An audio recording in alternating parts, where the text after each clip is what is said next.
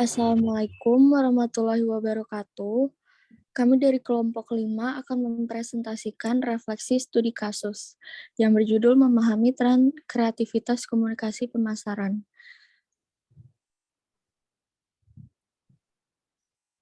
Pertama-tama, perkenalkan, nama saya Dinda Nahda Nur Sabrina dengan nomor NIM 6704213046.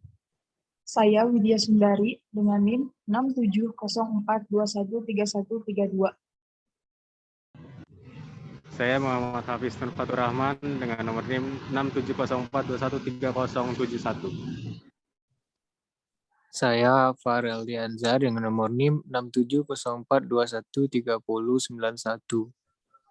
Saya Muhammad Nur Fadli dengan NIM 6704213096.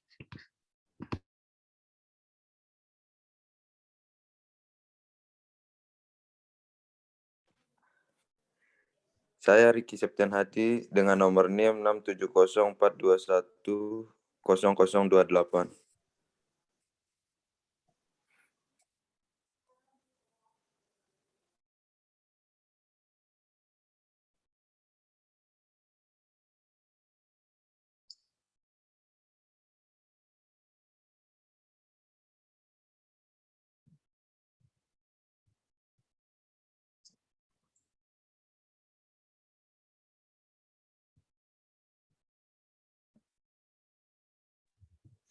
Situation analysis atau case fact. 1. Shopee diboikot oleh beberapa pihak karena dianggap sebagai tayangan yang kurang mendidik, khususnya anak-anak, karena mempertontonkan sekelompok perempuan mengenakan pakaian pas-pasan, dianggap seronok dan jauh dari cerminan nilai Pancasila.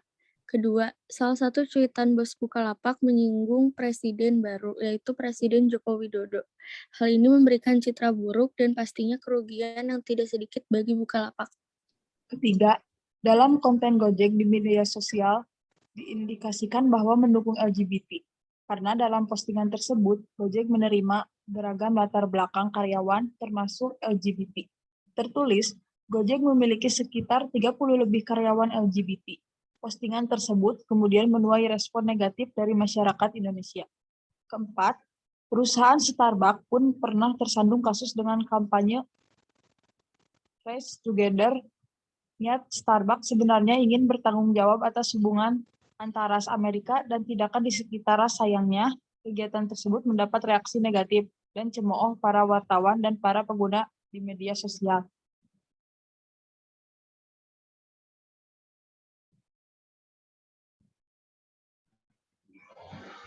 Problem analisis atau identifikasi masalah. Pada saat media semakin clutter dengan berbagai iklan yang ditampilkan, bagian pemasaran perusahaan akan berusaha keras memanfaatkan media ruang luar atau alternatif lain dengan cara seunik mungkin dan berlomba membuat iklan yang lebih kreatif dari pesaing. Dengan tujuan agar masyarakat yang kebetulan melihatnya langsung memberikan perhatian dan ingat akan pesan yang disampaikan oleh iklan tersebut. Kemudian diharapkan menjadi viral dan word of mouth karena dianggap berani berpikir secara out of the box atau di luar kebiasaan dari orang lain. Tetapi ada beberapa perusahaan besar yang kreativitasnya tersebut malah dianggap melecehkan atau melanggar etika, sehingga menyebabkan krisis humas yang mengancam bahkan mencoreng citra perusahaan ataupun individu.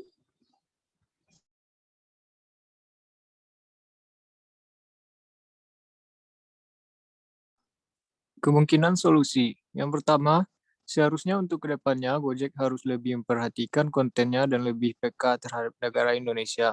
Karena kebanyakan di Indonesia penduduknya menganut agama Islam. Sebab itu, LGBT dilarang dan tidak disetujui oleh banyak orang. Jadi harus bisa menyesuaikan dengan keadaan sekitar. Yang kedua, seperti peribahasa di mana bumi dipijak, disitulah langit dijunjung. Suatu organisasi atau perusahaan harus sensitif terhadap situasi dan kondisi bangsa tempat mereka beroperasi. Tentunya tanpa harus mengorbankan kreativitas itu sendiri ataupun berlindung atas nama kreativitas dan bisa berbuat semaunya.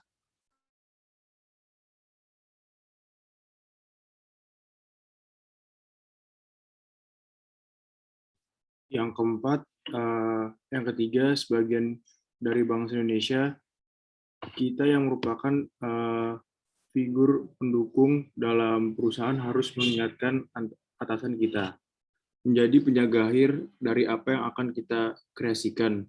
Paling tidak sudah berusaha mengingatkan. Yang keempat, perusahaan yang bersangkutan maupun perusahaan lain harus lebih berhati-hati dan lebih peka terhadap masalah alternatif di kemudian hari. Atau bisa saja dengan mengevaluasi panduan atau guidelines dan etika perilaku atau codes of conduct untuk mencegah krisis serupa terjadi lagi di masa mendatang.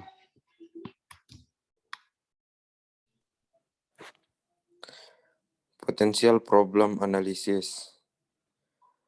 Memilih strategi poin 2, yaitu suatu organisasi atau perusahaan harus sensitif terhadap situasi dan kondisi bangsa tempat mereka beroperasi, tanpa harus mengorbankan kreativitas itu sendiri, ataupun berlindung atas nama kreativitas dan bisa berbuat semaunya.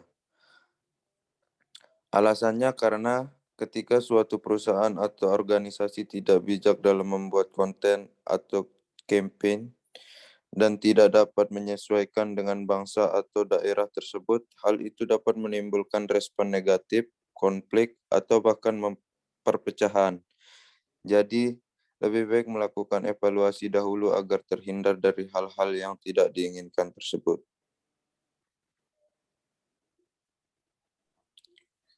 Sekian yang dapat kami sampaikan. Kurang lebihnya mohon dimaafkan. Wassalamualaikum warahmatullahi wabarakatuh.